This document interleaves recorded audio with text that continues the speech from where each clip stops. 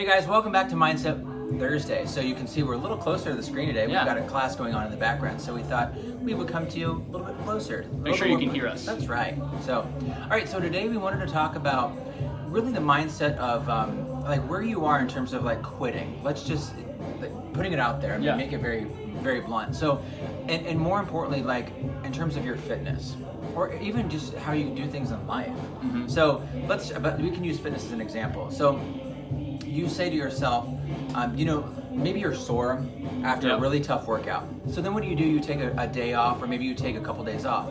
Well, that couple days then turns into the rest of the week. And then you're like, well, I'm still a little sore. So then what happens because you didn't come in and work it out. That's another story altogether. Correct. So then that next week, then you're like, well, I've got this, and this to do, and your fitness falls to the wayside. Okay? And then that whole week is now gone, and now you haven't been into the gym, I'm just gonna say the gym in general, for 2 weeks. Well, 2 weeks has gone by, and then you think to yourself, man, if I don't get in there, either I'm gonna, I need to just drop my membership or else, So what does that or else mean to you? So like, how well do you prioritize yourself? Yeah. Is what this is coming down to. So like, you really need to understand that it's important to, like, you've got to put yourself first. And I don't know about you, but I know for the majority of us, when you work out, you feel so much better. Yeah, I mean, that's chemically true. Like, the endorphins you release when you work out, one of the best ways to fight. I mean, we just turned the clocks back here in Indiana, and it's dark at like 5. Yeah.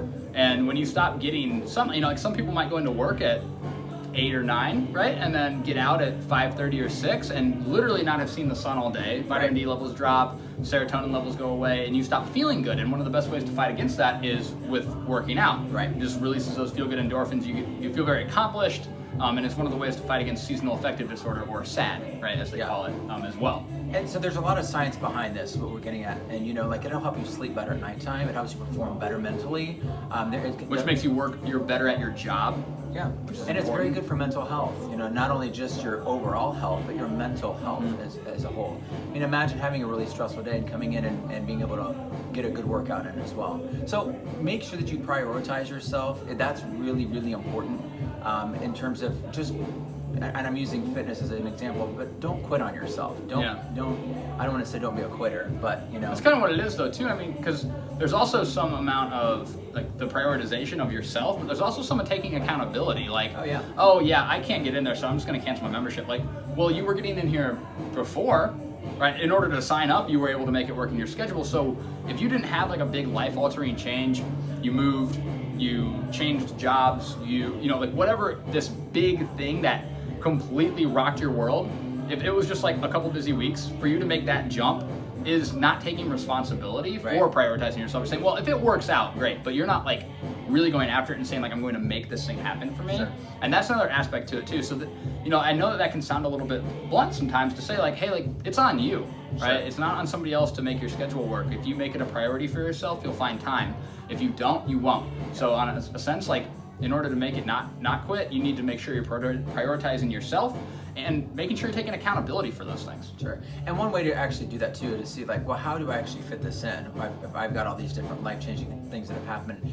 Well, I would challenge you then over the course of a day or two, write down like how much time you're on Facebook or you're on social media as a whole. Time log. Yeah, just go, and you can find that in your phones as well, especially on the iPhone.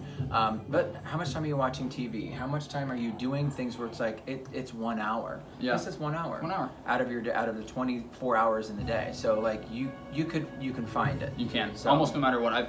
I actually do that activity with people when they say like, hey, I'm really struggling with time, I don't know what to do.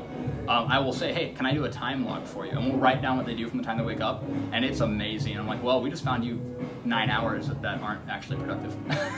Yeah. And it's pretty wild. Right. So don't quit on yourself, all right? So, and make yourself that priority. All right, guys, well, that completes our Mindset Thursday. We hope you find this a little bit useful, and we'll come to you next week with another Mindset post. Have a good weekend. Take care. Bye.